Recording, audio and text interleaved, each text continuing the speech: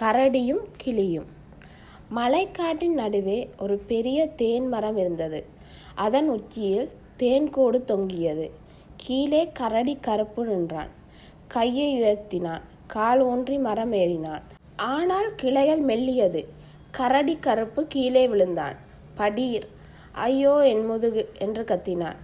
மர உச்சியில் கிளி கீறி சிரித்தாள். கரடி அண்ணா, நீ பெரியவன், ஆனால் மரம் ஏற தெரியாதவன். நான் சின்னவள், ஆனால் இதோ தேனை தொடுகிறேன். அவள் சிவந்த இறகுகளை விரித்து தேன் கூட்டை தட்டி ஒரு துளி தேனை நக்கி தொட்டாள். இனிப்பு! கரடி மாமா கோபமானான். முணங்கினான். எனக்கு ஒரு துளி தேனும் தா கிளியே. கிளி சிரித்தாள். நீ மரம் ஏறினால் தருவேன். கரடி மறுபடியும் ஏறினான். மறுபடியும் விழுந்தான். மூக்கு வீங்கியது. இரவு வந்தது. காடு அமைதியானது. கரடி பசியோடு படுத்தான். கிளி தன் கூட்டில் தூங்கினாள். திடீரென்று காற்று வீசியது. மின்னல் மின்னியது. பெரிய புயல். மரம் ஆடியது. தேன்கூடு கீழே விழுந்தது. கரடி ஓடினான். தேன்கூடு உடைந்தது. தேன் தரையில் ஓடியது. ஆனால் கிளியின் கூடும் ஆடியது. கிளி பயந்து கத்தினாள். அண்ணா, என்னை காப்பாற்று. கரடி ஒரு நொடி யோசித்தான். என்னை ஏமாற்றினாளே. ஆனால் அவன் இதயம் சின்னது. பயந்த குரலுக்கு உதவி செய்.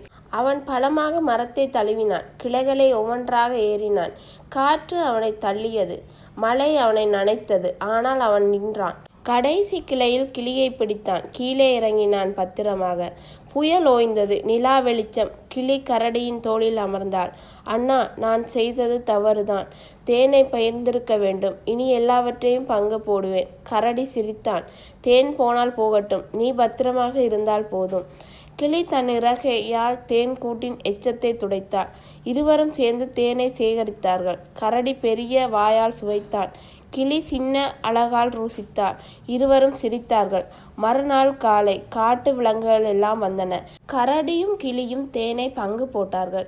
யானைக்கு ஒரு பெரிய குவளை, முயலுக்கு ஒரு சின்ன கிண்ணம், எறும்புக்கு ஒரு துளி. எல்லோரும் ஆச்சரியப்பட்டார்கள். கரடியா கிளியா, இது புது நட்பா? கிளி பாடினாள். பழம் இருந்தால் உதவி செய், சிறகு இருந்தால் பகிர்ந்து கொடு, ஒன்றாய் இருந்தால் காடே இனிக்கும். கரடி தோளில் கிளியை ஏற்றினான். இருவரும் மர உச்சிக்கு ஏறினார்கள். கரடி மரம் ஏற கற்றுக்கொண்டான். கிளி பகிர்ந்து கொடுக்க கற்றுக்கொண்டாள். குழந்தைகளே, உங்கள் வீட்டில் ஒரு பெரியவர் இருக்கிறார். அப்பா, அண்ணா. ஒரு சின்னவர் இருக்கிறார், தம்பி, தோழி. ஒருவர் பழம் கொடுப்பார், ஒருவர் புன்னகை கொடுப்பார். இருவரும் சேர்ந்தால் வீடே தேன் கூடாகும். இன்று நீ செய் ஒரு சின்ன உதவி பெரியவருக்கு, ஒரு சின்ன பகிர்வு சின்னவருக்கு. நாளை உன் வீடு காடாக மலரும். கதை முடிந்தது. ஆனால் நட்பு முடிவதில்லை. கரடியும் கிளியும் இன்று தேன் பகிர்கிறார்கள். நீயும் பகிர்ந்து பார், உன் இதயம் இனிக்கும்.